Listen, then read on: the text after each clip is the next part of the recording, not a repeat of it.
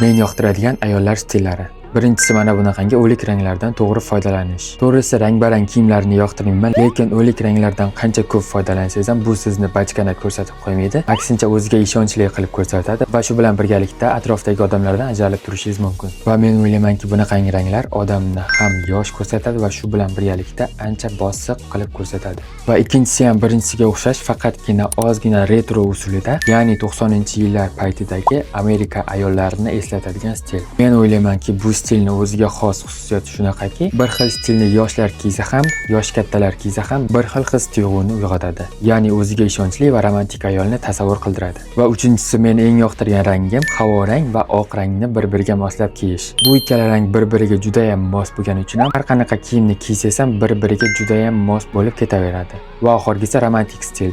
Oddiy romantik stil emas, mana bunaqangi siz o'ylagan romantiklardan boshqacharoq. Bu stilni qanaqa tasavvur qilishni bilmayman, lekin men har ko'rganimda bu stillar romantikani eslatadi.